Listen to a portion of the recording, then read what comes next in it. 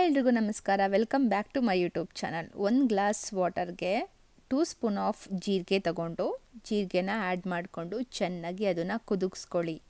ಚೆನ್ನಾಗಿ ಕುದಿಸ್ಕೋಬೇಕಾಗತ್ತೆ. ಅದಾದಮೇಲೆ 1 ಗ್ಲಾಸ್ ತಗೊಂಡು ಅದನ್ನು ಚೆನ್ನಾಗಿ ಸೋರಿಸ್ಕೊಳ್ಳಿ. ಕಂಪ್ಲೀಟಾಗಿ ಹಳದಿ ಬಣ್ಣಕ್ಕೆ ಅದು ಟರ್ನ್ ಆಗಿರಬೇಕು. ಹಳದಿ ಬಣ್ಣಕ್ಕೆ ಟರ್ನ್ ಆಗಿದೆ ಅಂದರೆ ಜೀರಿಗೆ ಚೆನ್ನಾಗಿ ಬೆಂದಿದೆ ಅಂತ ಅರ್ಥ. ಅದನ್ನು ಚೆನ್ನಾಗಿ ಬೇಯಿಸ್ಕೊಂಡು ಜೀರಿಗೆನ ಸಪ್ರೇಟ್ ಮಾಡಿ 1 ಗ್ಲಾಸ್ ಜೀರಾ ವಾಟರ್ನ ರೆಡಿ ಮಾಡ್ಕೊಳ್ಳಿ. ಅದಾದಮೇಲೆ ನೋಡಿ ಈ ಕಲರ್ಗೆ ಟರ್ನ್ ಆಗಿರುತ್ತೆ. 1 ಗ್ಲಾಸ್ ವಾಟರ್ ಎಂಟಿ ಸ್ಟಮಕಲ್ಲಿ ಕುಡಿದ್ರೆ ಭಾರಿ ಒಳ್ಳೆಯದು. ತುಂಬ ಒಳ್ಳೆ ರಿಸಲ್ಟ್ ಕೊಡುತ್ತೆ ಖಾಲಿ ಹೊಟ್ಟೆಯಲ್ಲಿ ಕುಡಿಯೋದ್ರಿಂದ. 1 glass of jeera water ready ಇದೆ. ನಿಮಗೆ ಸ್ವಲ್ಪ ಜನಕ್ಕೆ ಏನಾಗ್ಬೋದು ಅಂದರೆ ಜೀರಾ ವಾಟರ್ ಸ್ವಲ್ಪ ಕಹಿ ಥರ ಫೀಲ್ ಆಗ್ಬೋದು, ಅಥವಾ ಏನೋ ಒಂಥರ ಸಪ್ಪೆ ಥರ ಫೀಲ್ ಆಗ್ಬೋದು.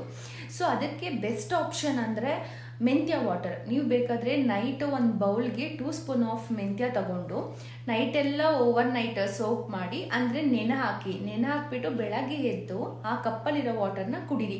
ನಿಮಗೆ ಮೆಂತ್ಯ ತಿನ್ನೋಕ್ಕಾಗತ್ತೆ, ನಮಗೆ ಕಹಿ ಆದರೂ ಪರವಾಗಿಲ್ಲ, ಅಭ್ಯಾಸ ಇದೆ ಅಂತ ಅನ್ನೋದಾದರೆ ಮೆಂತ್ಯನ ಜೊತೆಗೆ ತಿಂದು ಆ ನೀರನ್ನ ಕುಡಿಬೋದು. ಇಲ್ಲ ಅಂದರೆ ಮೆಂತ್ಯನ ಸೈಡಲ್ಲಿ ಎತ್ತಿಟ್ಬಿಟ್ಟು ಆ ವಾಟರ್ನ ಕುಡೀರಿ. ಮೇಕ್ ಶೂರ್ ಜೀರಾ ವಾಟರ್ ಆಗಿರ್ಬೋದು, ಮೆಂತ್ಯ ವಾಟರ್ ಆಗಿರ್ಬೋದು, ಅದು ಆಲ್ಟರ್ನೇಟಿವ್. ಇಲ್ಲ ಜೀರಾ ವಾಟರ್ ಕುಡೀರಿ, ಇಲ್ಲ ಅಂತಂದರೆ ಮೆಂತ್ಯ ವಾಟರ್ ಕುಡೀರಿ. ಸೊ ದಟ್ ಅದೆಲ್ಲ ಖಾಲಿ ಹೊಟ್ಟೆಯಲ್ಲೇ ಆಗಬೇಕು. ಖಾಲಿ ಹೊಟ್ಟೆಯಲ್ಲಿ ಕುಡೀರಿ. ಇಫ್ ಪಾಸಿಬಲ್ ಆದರೆ ಹನಿ, ಜೇನುತುಪ್ಪ ಇದ್ದರೆ ಅದನ್ನು ಮಿಕ್ಸ್ ಮಾಡ್ಕೊಂಡು ಬೇಕಾದರೂ ನೀವು ಖಾಲಿ ಹೊಟ್ಟೆಯಲ್ಲಿ ಕುಡಿಬೋದು.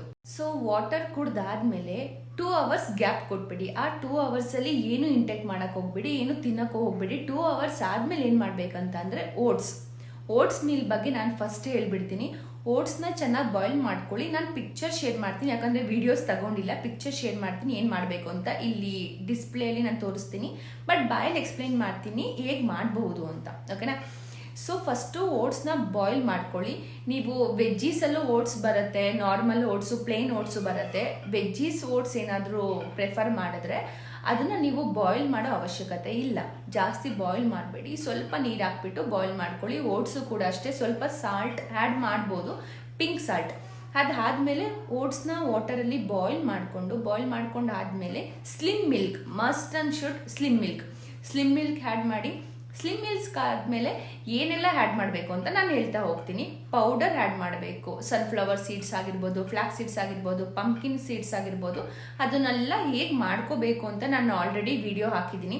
ಬೇಕು ಅಂದರೆ ಡಿಸ್ಕ್ರಿಪ್ಷನಲ್ಲಿ ನಾನು ವಿಡಿಯೋ ಹಾಕಿರ್ತೀನಿ ಲಿಂಕ್ನ. ನೀವು ಮತ್ತೆ ಆ ಪೌಡರ್ ಹೇಗೆ ಮಾಡ್ಕೊಳ್ಳೋದು ಅನ್ನೋದ್ರ ಬಗ್ಗೆ ನೀವು ಕಮೆಂಟ್ ಸೆಕ್ಷನಲ್ಲೂ ಕಮೆಂಟ್ ಮಾಡ್ಬೋದು. ಅಗೇನ್ ನಾನು ವಿಡಿಯೋ ಮಾಡ್ತೀನಿ. ಆರ್ ಎಲ್ಸ್ ಇಲ್ಲ ನಮಗೆ ಅದೇ ವಿಡಿಯೋದಲ್ಲಿ ಕವರ್ ಮಾಡ್ಕೋತೀವಿ ಅಂದರೆ ಡಿಸ್ಕ್ರಿಪ್ಷನಲ್ಲಿ ನಾನು ವಿಡಿಯೋ ಹಾಕಿರ್ತೀನಿ, ಆ ಪೌಡರ್ನ ಹೇಗೆ ಮಾಡ್ಕೊಳ್ಳೋದು ಅನ್ನೋದ್ರ ಬಗ್ಗೆ. ಸೊ ಇಲ್ಲಿವರೆಗೂ ನಾನು ಮಾರ್ನಿಂಗ್ ಬ್ರೇಕ್ಫಾಸ್ಟ್ ಬಗ್ಗೆ ಹೇಳಿದೆ. ಇವಾಗ ಲಂಚ್ ಬಗ್ಗೆ ಎಕ್ಸ್ಪ್ಲೈನ್ ಮಾಡ್ತೀನಿ. ನಾನು ವಿಡಿಯೋ ಲೆಂತಿ ಆಗುತ್ತೆ ಅಂತ ಅಂದ್ಬಿಟ್ಟು ನಾನು ಹಾಗೆ ಹೇಳ್ತಾ ಇದ್ದೀನಿ, ಬಟ್ ಪಿಕ್ಚರ್ನ ಶೇರ್ ಮಾಡಿರ್ತೀನಿ. ಪಿಕ್ಚರಲ್ಲಿ ನೋಡಿದ್ರೆ ಒಂದು ಐಡಿಯಾ ಬರುತ್ತೆ. ಬಿಕಾಸ್ ಡಿಫ್ರೆಂಟ್ ಲಂಚ್ನ ನಾನು ಪ್ರಿಫರ್ ಮಾಡ್ತೀನಿ. ವೆಜಿಟೇರಿಯನ್ ಆಗಿರ್ಬೋದು, ನಾನ್ ವೆಜಿಟೇರಿಯನ್ ಆಗಿರ್ಬೋದು, ಡಿಫ್ರೆಂಟ್ ಇರುತ್ತೆ. ಸೊ ಮೇಕ್ ಶೋರ್ ನೀವು ಕಮೆಂಟ್ ಮಾಡಿ ಯಾವ ಥರ ವೆಜ್ಜಲ್ಲಿ ಬೇಕೋ, ನಾನ್ ವೆಜ್ಜಲ್ಲಿ ಬೇಕೋ, ಆಫ್ಟರ್ನೂನ್ ಲಂಚ್ ಆಗಿರ್ಬೋದು, ನೈಟ್ ಡಿನ್ನರ್ ಆಗಿರ್ಬೋದು, ನೀವು ಯಾವ ಥರದ್ದು ಪ್ರಿಫರ್ ಮಾಡ್ತೀರ ನಾನು ಅದ್ರ ಮೇಲೆ ವಿಡಿಯೋ ಮಾಡಿ ಅಪ್ಲೋಡ್ ಮಾಡ್ತೀನಿ. ಇವಾಗ ಸದ್ಯಕ್ಕೆ ವೆಜ್ಜಿಂದ ಹೇಳ್ತೀನಿ. 1 ಬೌಲ್ ರೈಸ್ ತಗೊಳ್ಳಿ.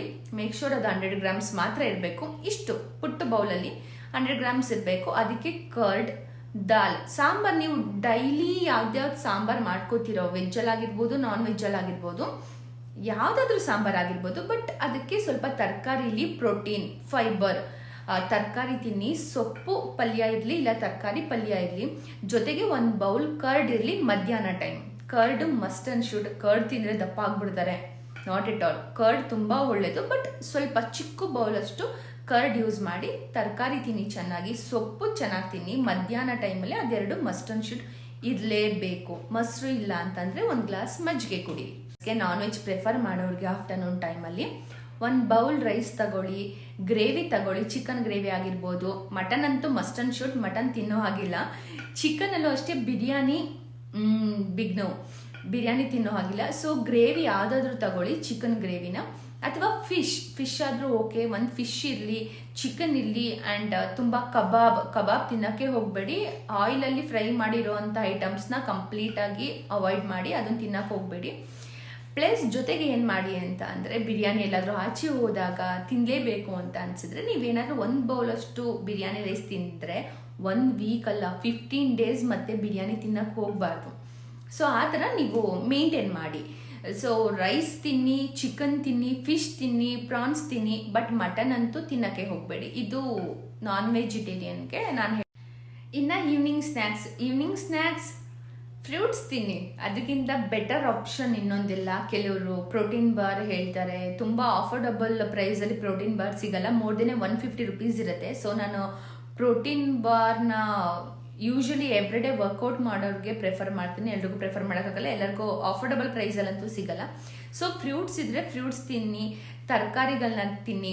ಸಂಜೆ ಟೈಮ್ ಏನಾದರೂ ಹಸಿವಾದರೆ, ಯಾಕಂದರೆ ನೀವು ಲಿಮಿಟ್ ಆಗಿ ಊಟ ಮಾಡಿರ್ತೀರ ಆಫ್ಟರ್ನೂನ್ ಟೈಮಲ್ಲಿ, ಸೊ ಹಾಗಾಗಿ ಈವ್ನಿಂಗ್ ಟೈಮಲ್ಲಿ ಫ್ರೂಟ್ಸ್ ತಿನ್ನಿ. ಯಾವುದಾದ್ರೂ ಫ್ರೂಟ್ಸ್ ತಿನ್ಬೋದು. ಬನಾನಾ ಈವ್ನಿಂಗ್ ತಿನ್ನಕ್ಕೆ ಹೋಗಬೇಡಿ, ಅದು ಬಿಟ್ಟು ಇನ್ನು ಯಾವ್ದು ಬೇಕಾದರೂ ತಿನ್ನಿ. ಇನ್ನು ನೈಟು ಸಿಂಗಲ್ ಚಪಾತಿ ಜೊತೆ ತರಕಾರಿ ಪಲ್ಯ ಮತ್ತು ಮಜ್ಜಿಗೆ ಕುಡಿಬಾರ್ದು ಅಂತಾರೆ, ಮಜ್ಜಿಗೆ ಕುಡಿಬಹುದು. ಸೊ 1 ಚಪಾತಿ ಆರ್ 2 ಚಪಾತಿ ತಿನ್ನಿ. ಅದ್ರ ಮೇಲೆ ತುಂಬ ಹಸುವಾಗುತ್ತೆ ಅಂದರೆ ಇಷ್ಟು ರೈಸ್ ತಿನ್ನಿ. ಅದು ಬಿಟ್ಟರೆ 2 ಚಪಾತಿ ಆರ್ 1 ಚಪಾತಿ ನಾನು ಪ್ರಿಫರ್ ಮಾಡೋದು. ಸೊ ತರಕಾರಿ, ಯೂಶ್ವಲಿ ತರಕಾರಿ, ಬಟ್ 7:30 ಒಳಗಡೆ ಊಟ ಮಾಡಿ. 7:15 ಆಗಿರ್ಬೋದು, 8 ಗಂಟೆ ಆಗಿರ್ಬೋದು, 8 ಗಂಟೆ ಒಳಗಡೆ. ಓಕೆ, 7:30 ತುಂಬ ಅರ್ಲಿ ಅಂತ ಅನ್ಸಿದ್ರೆ ಕೆಲವ್ರಿಗೆ 8 o'clock ನೀವು ಊಟ ಮಾಡ್ಬೋದು. ಸೊ 8 ಗಂಟೆ ಅಷ್ಟರಲ್ಲಿ ಕಂಪ್ಲೀಟಾಗಿ ಎಲ್ಲ ಮೀಲ್ನ ಮುಗಿಸ್ಕೊಳ್ಳಿ. 8 ಗಂಟೆ ಮೇಲೆ ನೀರು ಬಿಟ್ಟರೆ ನೀವು ಇನ್ನೇನು ಇಂಟೇಕ್ ಮಾಡಬೇಡಿ, ವಾಟರ್ ಮಾತ್ರ ಕುಡಿಬೇಕು. 8 ಗಂಟೆ ಮೇಲೆ ಇನ್ನೇನು ಊಟ ಮಾಡಬೇಡಿ. ಯಾಕೆ 8 o'clock ಒಳಗಡೆನೆ ಊಟನ ಮುಗಿಸ್ಕೊಂಬಿಡಿ ಅಂತ ಹೇಳ್ತೀನಿ ಅಂದರೆ, ಊಟ ಮಾಡಿದ ತಕ್ಷಣ ನಿದ್ದೆ ಮಾಡಿಬಿಡ್ತಾರೆ ಕೆಲವರು. ಸೊ ಮಿನಿಮಮ್ 2-3 hours ಆಗಿರ್ಬೋದು ನಮ್ಮದು ಲಾಸ್ಟ್ ಮೀಲ್ಗೂ ನಮ್ಮ ಸ್ಲೀಪಿಂಗ್ ಟೈಮಿಗೂ.